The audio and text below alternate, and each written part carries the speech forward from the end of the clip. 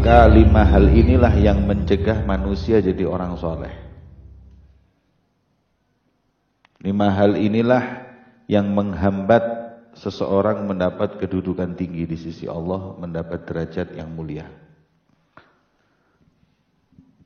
Apa 5 hal tersebut? Yang pertama, al-qana'atu bil jahli. Merasa puas dengan minimnya ilmu. Orang dulu nuntut ilmu puluhan tahun masih merasa dirinya santri. Sekarang kita Masya Allah, tidak kelihatan nyantrinya, tahu-tahu jadi ustadz. Orang dulu sampai umur 60 tahun masih pegang ballpoint, nyatet fawaid, nulis faedah ilmu.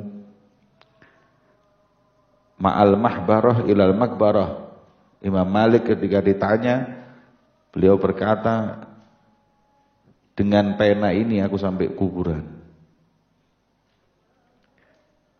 Seperti itulah yang membuat mereka kedudukannya tinggi.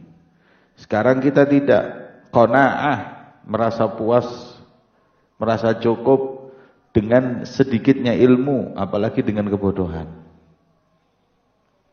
Ya. Sebenarnya tidak ada orang nuntut ilmu 5 tahun jadi alim, itu nggak ada.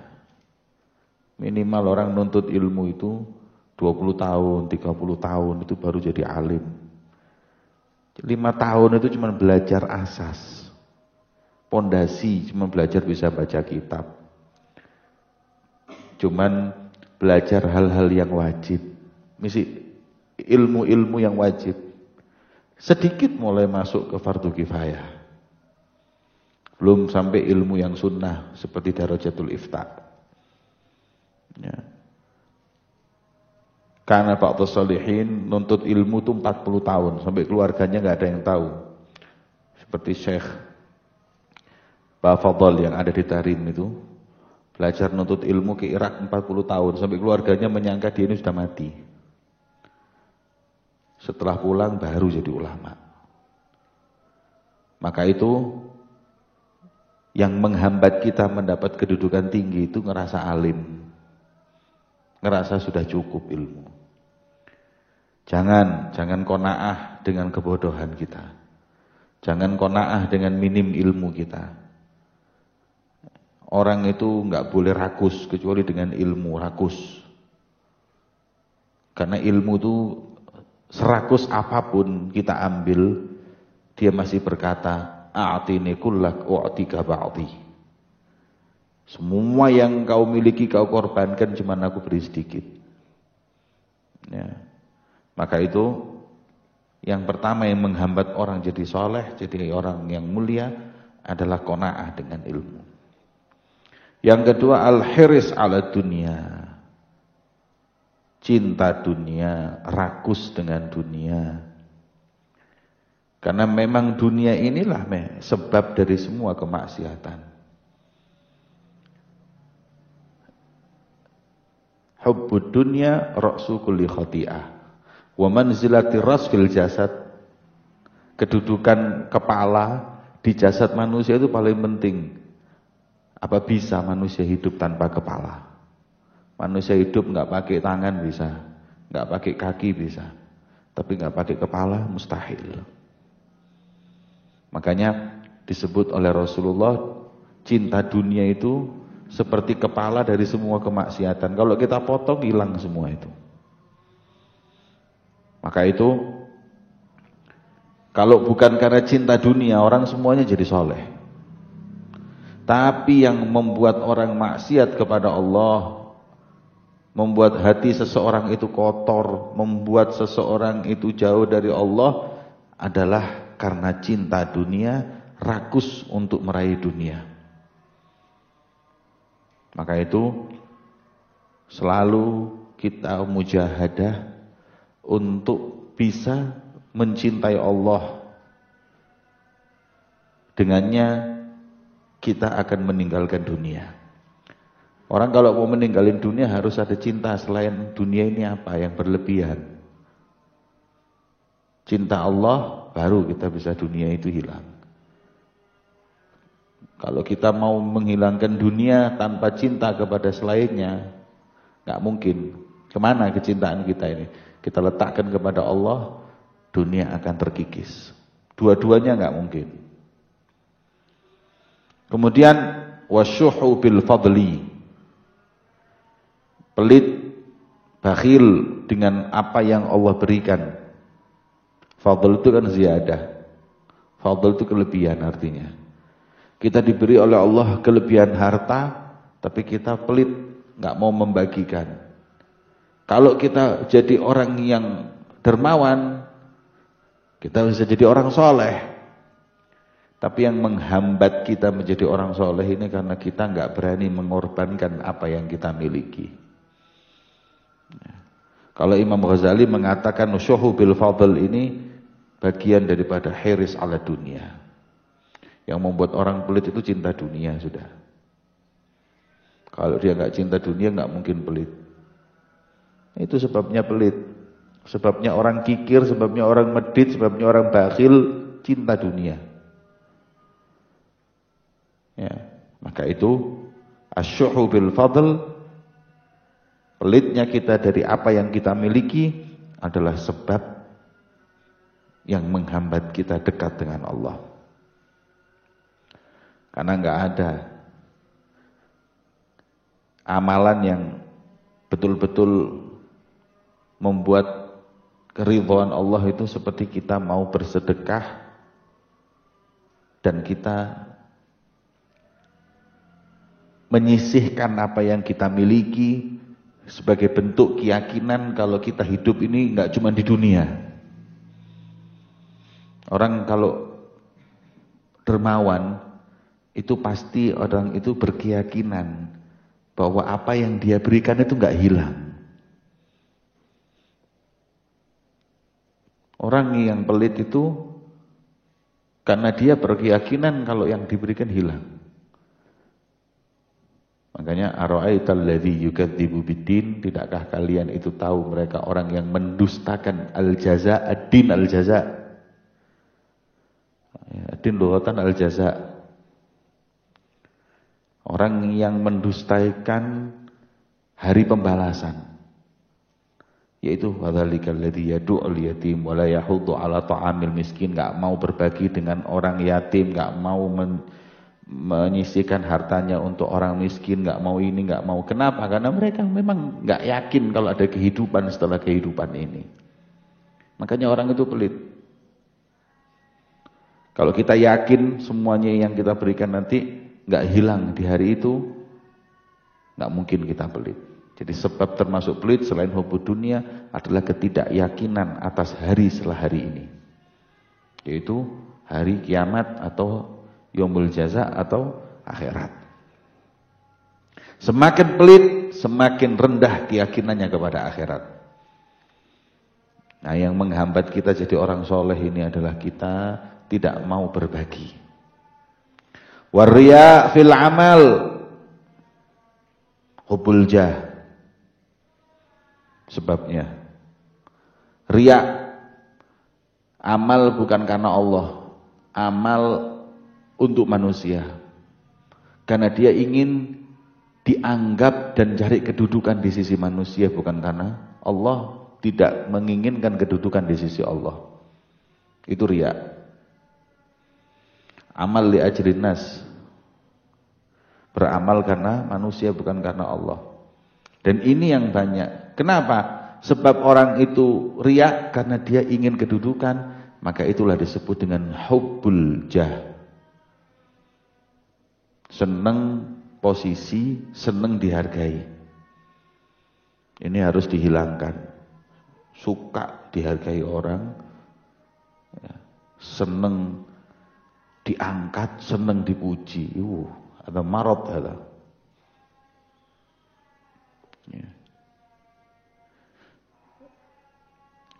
Habib Umar pernah berkata, akhir ma yakhruj min qalbi siddiqin hubbul jah. Jadi kalau orang itu diangkat kedudukannya Allah di sisi Allah, itu cinta uang diambil, ini diambil. Terakhir penyakit hati yang keluar dari hatinya Siddiqin setelahnya sudah kedudukannya sempurna adalah hubbul manzilah, hubbul jah. Ya, jadi kalau ada orang bilang, ana ndak suka, ana ndak ini, ente sudah Siddiqin apa? Ada walaupun mungkin sedikit. Ya, ada yang parah, ada yang lumayan, ada yang sedikit. Sedikit itu akhir keluarnya kalau dia sudah Siddiqiyatul Kubra. Maka itu jangan dianggap enteng. Jangan merasa hubbul jah ini nggak ada sama saya itu, nggak. Ya, ada di kita ini ada. Terus gimana? Yang penting kita tahu dulu kalau itu ada. Baru kita mujahadah. Tapi kalau kita ini sudah merasa nggak ada, ya repot. Gimana mau ngilangin? Oh ini ananda, oh ini ananda. Semuanya diingkari. Ya nggak bisa sembuh. Orang dokter tuh kalau mau mengobati itu harus tahu dulu yang mana yang sakit, baru diobati. Nggak tahu mana yang sakit mau diobati apanya. Makanya penyakit di hati kita ini diantaranya hubbul jah, hubbul manzilah. Seneng dapat posesi. Ya. Kadang-kadang kita ini tawaduknya kita takabur. Nanti kenapa tangannya kok tidak mau dicium? Tidak senang dicium. Wah. Dia ngomong gitu riak karena supaya dibilang tawaduk. Hada kibir. Ya. Man qala ana mutawadhi fahuwa ainul kibir. Orang merasa dirinya tawadhu, ini orangnya tawadhu, hadza sumbernya sombong.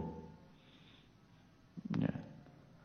Maka itu diingatkan, kalau bukan karena hubbul jah, hubbul manzilah, cari kedudukan di sisi orang, hingga akhirnya riya, manusia ini semuanya soleh semua, tidak ada wali semua, inti orang wali Allah semua sudah.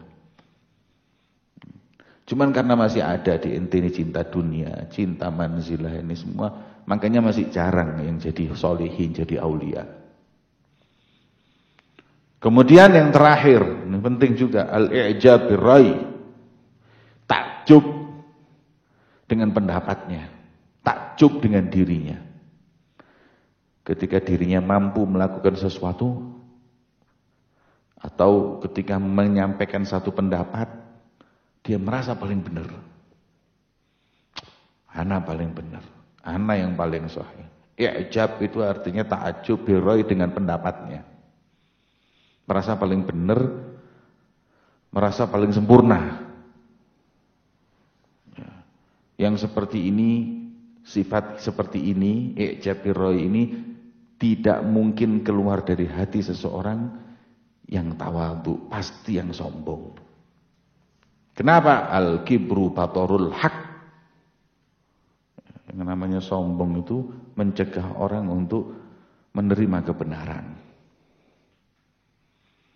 Maka itu jangan. I'jab birrai itu jangan. Ente punya pendapat, bisa benar, bisa salah. Imam Syafi'i, Imam azim, imam yang disebut oleh Rasulullah, ditafsirkan oleh banyak ulama, yang Rasul mengatakan tentang seorang Quraisy, ilmunya memenuhi alam semesta ini. Itu semua tafsir mengatakan hadza Syafi'i, Muhammad bin Idris. Saking alimnya. Tapi walaupun seperti itu, apa yang dia katakan? Ra'yi sahih wa yahtamilul khata'. Wa ra'yu ghairihi khata' wa yahtamilus shawab. Pendapatku benar, karena itu aku yakini, tapi bisa salah. Pendapat orang lain menurutku salah, tapi bisa benar. Itu lihat, kurang alim apa beliau. Kalau kita kan tidak. Ra'yi sahih wa la yahtamilul khata'. Ana punya pendapat benar dan tidak mungkin salah. Wa ra'yu ghairihi khata' wa la yahtamilu shawab. Pendapat orang lain itu salah semuanya dan tidak mungkin benar. Insyaallah. Ada i'jabir rai. Ini yang menyebabkan ta'assub, ini yang menyebabkan perpecahan di antara orang atau di antara kita, di antara umat Islam. Ini tadi. I'jabir rai. Setiap orang merasa yang paling benar, yang paling kenal Allah, paling kenal Rasul, paling faham keinginan Allah, keinginan Rasul. Seakan-akan pendapatnya dia ini semuanya maksum, nggak ada yang salah. Imam Malik, Imam Darul Hijrah, ini kurang alim apa ini? La yufti ahadun fil Madinah wa Malik fil Madinah. Tak boleh ada yang berfatwa di Madinah kalau Imam Malik di Madinah. Imam Darul Hijrah, gurunya Imam Syafi'i. Kurang apa ini alimnya Imam Malik? Sak alimnya, sak solehnya, sak tawadhu, semuanya sudah dapat. Wa adab di atas adab yang ada di bayangan kita. Setiap ngajar selesai ngajarnya di Madinah, di sebelah kuburan Hujrah Syarifah. Rumah Rasul yang di situ kuburan Rasulullah namanya Hujrah Syarifah. Apa kata beliau? Kullu radin wa mardudin ilaih. Setiap orang punya pendapat yang bisa menolak dan bisa ditolak. Setiap kita ini fatwa dan pendapatnya bisa benar bisa salah. Ila sahib hadhil hujrah, sambil mengisyaratkan ke kuburan Rasulullah, kecuali yang dikubur di sini. Ini enggak mungkin salah, enggak mungkin ditolak. Wa ma yantiqu anil hawa in huwa illa wahyun yuha. Ya, tidak berkata kecuali wahyu dari Allah, bukan hawa nafsu. Nah, kita harus bisa seperti itu. La tu'jibir rai. Kita boleh berpegangan dengan kebenaran, tapi kita harus bisa menerima perbedaan. Ya, dia mungkin bisa benar, kecuali kalau sudah memang yukhalif nas yang thubutud dalalah atau qat'iyatid dalalah, yang sudah ijma', baru tidak bisa kita terima. Kayak adanya Nabi setelah Rasulullah, tidak mungkin. Quran mengatakan khataman nabiyyin, sudah. Khamr haram, ini haram, zina haram, sudah tidak perlu dibahas. Sudah jelas. Selain daripada itu beda pendapat. Ya. Ini kalau kertas itu segini, yang dikasih titik-titik, banyak ribuan jutaan. Dari semua titik tadi itu, ada beberapa titik yang disepakati. Wal baqi mukhtalaf. Bisa beda pendapat. Ya. Makanya jangan mudah mengkafirkan orang. Kita ini kadang-kadang merasa diri kita ini Quran. Sudah nggak bisa salah. Kita merasa diri kita itu Rasulullah yang maksum, yang nggak mungkin keliru. Nah, ada. Ya. Maka itu biasakan untuk menerima pendapat orang, walaupun beda dengan pendapat kita. Dan bukan berarti terus kita mudah berbeda pendapat, mudah untuk menerima pendapat dan berubah, tidak. Kita punya keyakinan, manhaj yang tidak akan berubah. Tapi bukan berarti kemudian kita menyalahkan yang lain atau menganggap rendah yang lain, kecuali sudah benar-benar melanggar syariat. Maka itu kalau bukan sifat 5 ini, ente orang wali semua. Jadi penyakit ini berarti, kata Sayyidina Ali, ini semuanya ada sama kita. Jangan menolak, ini penyakit kita semua ini. Lu ana Ustaz sudah tak, ini ada sama ente, kalau tidak ada ente sudah wali ente. Ya. Sudah, enak ini Sayyidina Ali ini, tegas sudah. Ini semua sifat 5 ini semuanya sama ente ada ini. Lo anak sudah jangan ingkar. Kalau apalagi itu ngomong lo ndak ada, tambah punya banyak ente, lebih dari 5 ini ente. Ya. Semua 5 ini ada sama ente. Walaupun nanti kadarnya beda-beda. Wah, kalau ente nggak punya dari 5 ini, wali Allah ente sudah. Ya yang menghambat orang jadi wali ya 5 ini. Makanya kalau ente pengen jadi wali, jangan punya 5 hal ini. Sudah tahu ente. Sekarang penyakit ini harus diobati. Ya. Selain itu, kita harus tahu. Ya, seperti apa syuh bil fadl kayak tadi itu pelit. Pelit ini ngobatinya gimana? Ente buka kitab Ihya Ulumuddin. Riya ini ngobatinya gimana? Ente buka Ihya. Ihya itu Masya Allah obat. Obat dari penyakit. Dan ente dikasih tahu. Orang bisa penyakitan seperti ini tuh karena ini. Kayak tadi itu. Ya, syuh itu sebabnya hubud dunia. Kemudian riya sebabnya hubul jah.